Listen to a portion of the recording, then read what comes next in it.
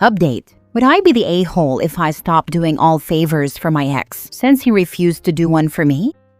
Original post. This is kinda sweaty, but my ex-husband Greg, 38 male, and I, 30 female, have 2 kids, Louisa 9 and Ted 7. We divorced over 5 years ago and co-parent very well. The divorce was because I was happy with our 2 children, but he wanted more, and even therapy didn't help. We have had basically no issues. There's no child support. We're 50-50. Have never had issues having the kids if the other parent has something come up, and understand that it's just about making sure their lives aren't too disrupted. Greg remarried Tessie, 38 female, 4 years ago, and they have another child, a boy, with another about to make their appearance in this world in a few weeks. I am marrying my fiancé Luke, 36 male, in February. We've been together for about 3 years, and he's known my kids for 2. We moved in together last year. We have a group chat but aren't overly friendly or anything. We only talk about the kids and keep it pretty lighthearted. Our only rules with the other dating partners are that we would introduce them to the other before they met the kids, which went great with both of them. When Tessie and Greg married, I obviously kept the kids an extra week for their honeymoon, and again for my actual week so they could settle in. They didn't live together before they got married. When they had their first baby, I kept our kiddos for about a month, but brought them over a few times to see their new brother obviously, so they could settle in since it was Tessie's first baby. A few weeks ago, at one of Louisa's games, Tessie told me the date her C-section was scheduled for, which is in the middle of their custody week. I told her we were excited for them and of course I could keep them that week and my following week, and we could go back to normal their next custody period. She kind of hemmed and hawed and asked if we could keep them for another custody week to give them a month again, to get used to things. I said that was fine. I didn't expect them to need that much time for their second baby, but C-sections are major surgeries, and I said I'd be happy to keep the kids. They don't live far from us, so bringing them over to hang out won't be too out of my way. And of course, I love having my kids with me. Anyway, we finalized our plan for our honeymoon, which is 3 weeks. I know it seems excessive, but it's something on both of our bucket lists and not something the kids would be too interested in. The honeymoon seems like the best opportunity to do it. Basically, what would happen would be that we'd get married on Saturday, my week. The kids would stay with Greg that night and stay for his week, then they would keep them for our week and their next week. So they'd have them for one of my custody weeks plus 1 extra evening. I don't have family around. My parents died young, grandparents before them, and the aunt and uncle who helped raise me retired to New Mexico. 3-hour plane ride plus 2-hour drive at minimum. I have friends who have watched the kids before, but I didn't see a single issue with asking Greg to keep them for a week, since it seems like there's a bit of precedent. I texted him the general plan and emailed him a more detailed one with locations, days, times, etc., so he could know where we were / how to contact us if there was an issue. I thought all was well and good, but they never responded until a few days later when they emailed me what Luke and I jokingly now refer to as the manifesto. It was long, rambling, and repetitive. The gist of it was, what kind of mother goes on a 3-week vacation without her kids? I'm a terrible person in general for asking a young mother to have her stepkids full-time for 3 weeks, while I go and enjoy myself. She kept calling Tessie a young mother. I think she means mother of young kids, and I know it's not the point, but it kept annoying me. Also, it wouldn't be alone with her. Greg would obviously be there. I am a horrible co-parent for asking them to have the kids for 3 straight weeks while their kids are so young. Their newest baby will be 6 months old by then, by the way. Apparently, it's all well and fine that Luke and I don't want more kids. He has had a vasectomy and has known he didn't want kids of his own for a while, but we'd better not think that gives us permission to dump Louisa and Ted on them to gallivant around. I don't think I've ever gallivanted in my entire life. We needed to figure our own weeks out ourselves. This was not life or death, and it was ridiculous to ask them. I got petty after this, especially with them acting as if we are constantly dumping the kiddos on them. So I went through the last 4 years of texts and made a spreadsheet of how many times either of us has asked the other to keep the kids, along with the duration, on an Excel sheet. While we have both made these requests, they have done so for 87 nights, 52 times, versus my 12 nights, 8 times. Obviously, this makes sense since they have a baby, and I didn't send it to them or anything, but it was good to know I'm not crazy. My friends say I should tell them that, fine, I won't keep them during their custody time after their new baby comes. I'm not going to do that. I love my kids and want to see them as much as I can, but I do a lot extra for them. Just some examples. I, sometimes Luke, if he's off work, pick the kids up every single day after school. And on Greg's custody weeks, I drop them off at their house since he doesn't get off until 5. So Tessie doesn't have to take the baby out to pick them up. Keep in mind that she does not work anymore. Our divorce decree says that whoever's week it is must drop the kids off at the other parent's house. But I've been doing all of the back and forth for a while again because they have a kid and because it's not that far. 5-minute drive, 20-minute walk if it's nice. I take the kids to all of their appointments, do all of the school parent stuff during the day, etc. Since I have a super flexible schedule and Greg's isn't, he would need to use PTO for all of this. We usually split health insurance per the divorce decree. They're on his work's insurance, but since I take them to all of their appointments, I pay all of the co-pays. I keep a tally just in case I would end up owing him money, and I know what he pays towards the premiums, and in the past, it was minimal. But our daughter unfortunately has type 1 diabetes, which has gotten pretty expensive. It wasn't killing me, but Greg mentioned how tight money was once when I was bringing it up, and I decided that it's not affecting my life and our daughter needed it, so I've been letting it go. Their son has been in the process of being diagnosed with autism and has pretty bad meltdowns. This is all I know from Greg. So they call me pretty frequently to see if I can come and get the kids for a few hours if things are overwhelming. Of course, I love my kids and spending time with them, but I've had to cancel plans for this and they have not cared. Greg was in an accident and has been using my old car. I got a new one and hadn't sold the old one yet. It's not worth a ton or anything. For the past 7 months, with no effort to replace it. Greg travels sometimes for work. And they, Greg and the kids, have a cat over there. Normally, Louisa would take care of the litter box if Greg was traveling, but since her diagnosis and until we get her labs/health under some form of control, we both agreed that we don't want her messing with it. They let the cat go outside during the day. Since Tessie has been pregnant, she said she shouldn't have to. And Ted is a little young. He tried, failed, now he helps, LOL, so I've been doing it. Anyway, these are all benefits for them that I'm going to inform them are ending. I won't go back on my word to have the kiddos after she has her C-section, but the absolute gall of them to not do the one thing that I have asked of them and that I've done for them has brought me to this. Most of my friends say I'm not going far enough, but a few have said that it might cause a breakdown in our co-parenting relationship, which would affect the kids. That's really the only thing I care about, so now I'm hesitant. Now for the top comments before reading the update.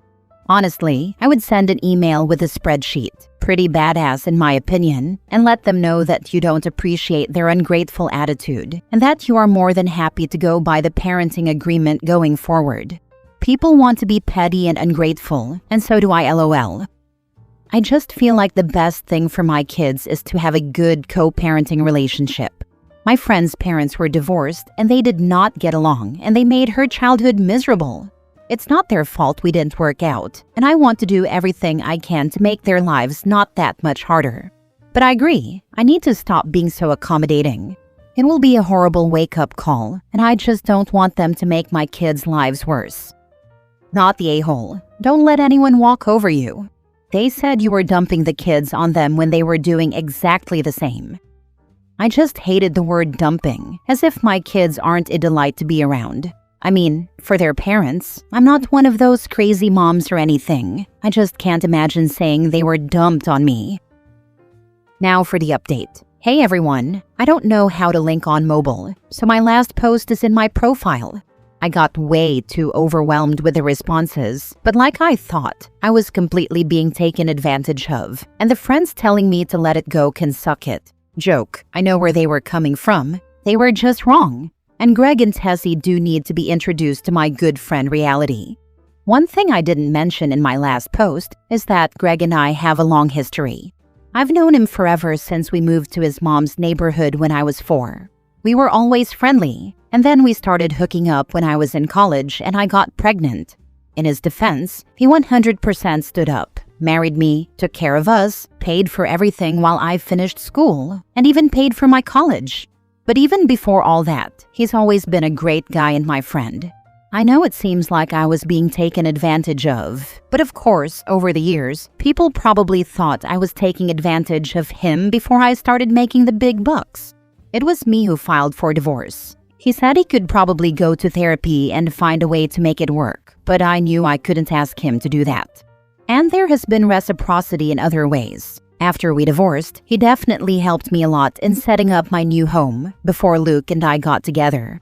Doing things like mowing, cleaning the gutters, fixing appliances.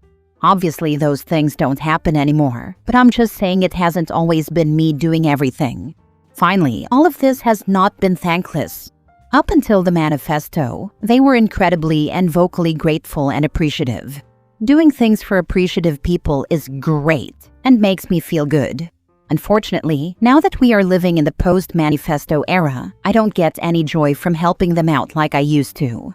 With all that being said, I can't continue bending over backwards for him just because he was good to me before. Anyway, I got pretty mad at myself after my last post and decided to respond to the manifesto. As I was hyping myself up though, Greg called. I was pretty amped, so I decided to answer. He started with apologizing. He didn't say it directly, but I got the gist that Tessie wrote the email in anger because of how overwhelming everything is. He reminded me that it wasn't just his son's issues. Louisa was also struggling to get her diabetes under control. Any other type 1 parents can probably relate, and she misread my email to think that I was asking for them to keep the kids for 3 of my custody periods, for a total of 6 weeks. Going back to the manifesto, I can kind of see where she was saying that, but it wasn't the most coherent thing to begin with. He said 1 week for our honeymoon is totally fine, and they will figure it out. He acknowledged that it was entirely inappropriate and uncalled for. Unluckily for him, I was not in the best mood and told him, damn straight it was one of the most deranged and untrue emails I've ever read. I asked him if anything they wrote in the email rang true to him in the cold light of day, and he admitted no. I had kind of been going back and forth on this, and was originally going to tell him to go to hell, and that we would never switch custody times again. I didn't care if they had 5 more kids with C-sections, but I decided against going that far. I told him that I would get the kids when Tessie had her C-section, keep them through my custody, and would expect them to have them back during his next custody period, which still gave them 10 days to recover, etc. If he needed more help, I expected him to figure out any extra child care for our kids, like he will need to with his other son. He started arguing, but I just bulldozed through and told him that he could make this and all of the other times I've helped him out with childcare by watching the kids during my week while I'm on my honeymoon. He said that sounded fair and thanked me.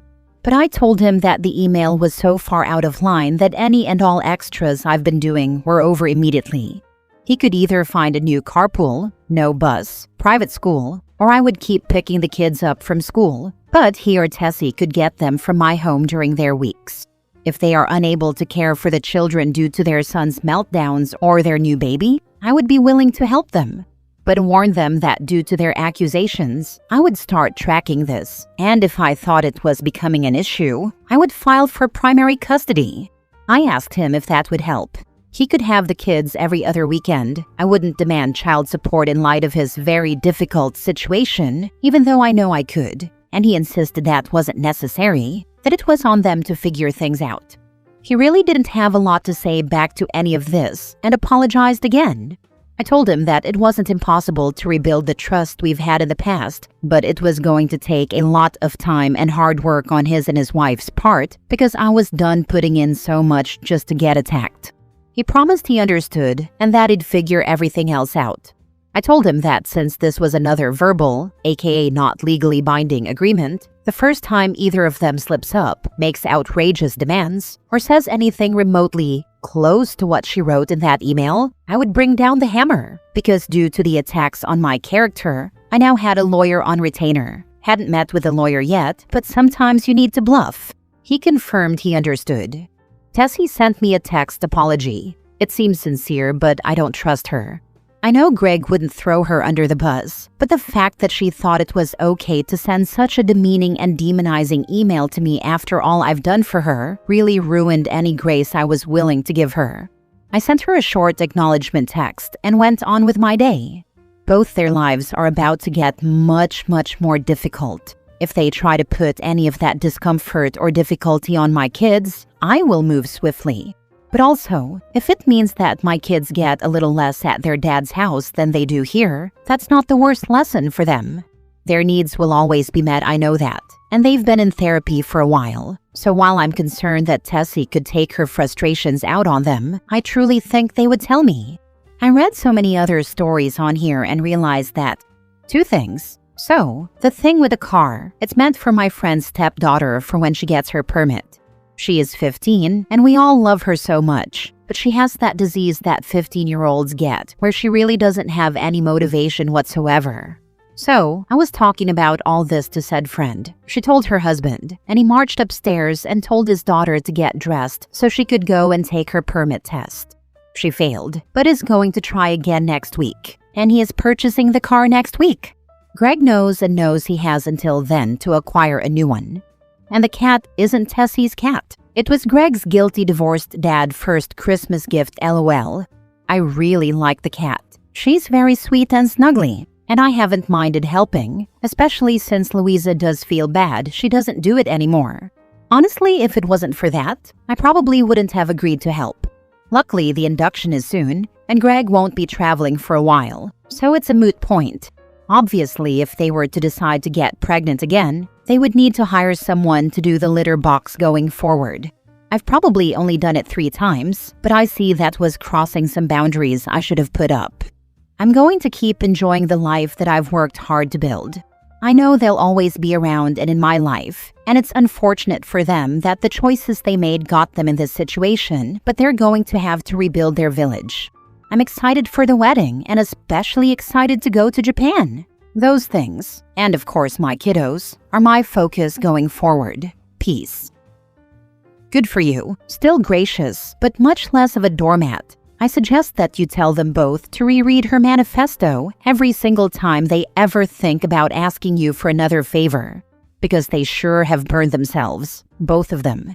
Why do I know it's both? Because you know that the new wife has been saying this crap, insulting and disrespecting you to your ex, and he didn't shut her down. No one develops that ridiculous level of entitlement without spouting off in front of others and having them agree or say nothing. So next time he asks you for a favor, we know she won't, ask him if he is still letting her insult you in private, because he absolutely was. I actually did. When he started pushing back about no more favors, I told him to read the email again and call me back. Last story. Would I be the a-hole for refusing to let my mom move in with me after she sold her house to pay for my brother's wedding? So I, 29 female, bought my first home last year. It's small, but it's mine, and I've worked my butt off to get here. My mom, 56 female, has always been closer to my younger brother, 26 male. I'm not bitter, it's just how it's always been. He's the golden child, and I'm the independent one. Last month, my brother had a massive destination wedding, like $80,000 massive. I didn't know the full cost until my mom casually mentioned she sold her house to help pay for it. I was stunned. She said she was downsizing anyway, and that family comes first. Now she's asking to move in with me just for a few months. But here's the thing. She never asked me before selling her house. She didn't contribute a cent when I was struggling through college or saving for my home. She's always prioritized my brother, emotionally and financially. I told her no. I said I need my space, and I'm not comfortable with her moving in. She got upset and said I was being selfish and punishing her for loving her son. My brother called me and said I was being cruel, that family helps family, and that I should be grateful she even wants to live with me. Now I'm getting guilt-tripped by half the family, while some quietly telling me they get it. So, am I the a-hole for saying no? Tell her to move in with her son. Since they both knew about the house sale and he saved money by her paying for it, he can thank her by letting her move in. Also monitor your mail. She may change her address to yours to claim residency. To everyone in your family complaining, tell them to take in your mother then, since family helps family. She made a huge financial decision without considering you, and now expects you to fix the fallout. Boundaries aren't cruelty, they're self-respect. She can go live with a son she loves on so hard. For real, like if she had that much energy and cash for him, he should be the one opening his doors now. Actions have consequences.